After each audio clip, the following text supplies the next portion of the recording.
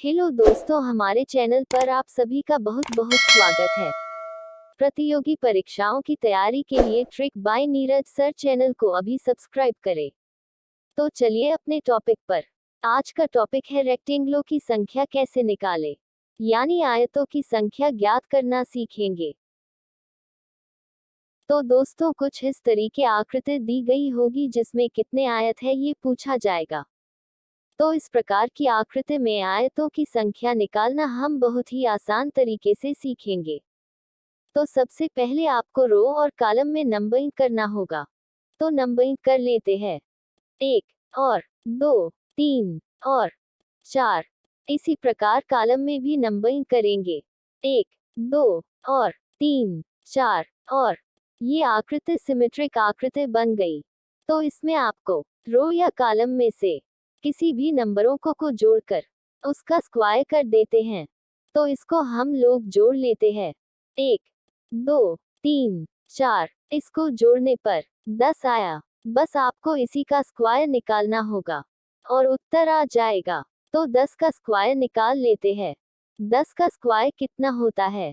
तो इसका स्क्वायर 100 होता है और इसका सही जवाब 100 है।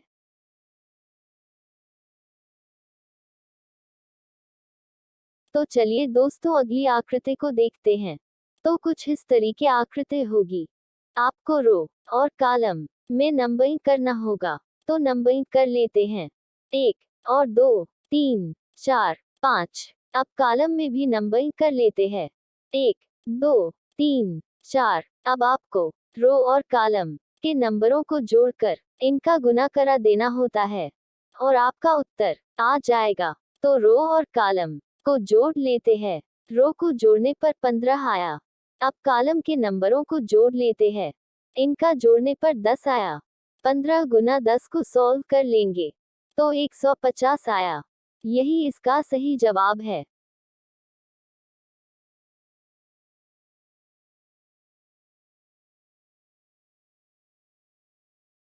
तो चलिए दोस्तों, अगली आकृति को देखते हैं। तो कुछ इस तरीके आकृति होगी, जो पहली की आकृति से थोड़ी अलग है। बस आपको करना वही होगा।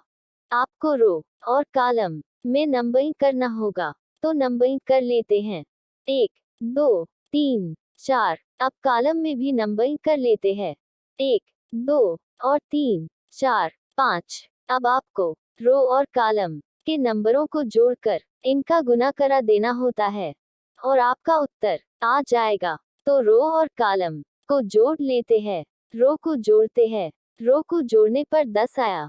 अब कॉलम के नंबरों को जोड़ने पर 15 आया। इनका गुना कराने पर 150 आया। यही इसका सही जवाब है।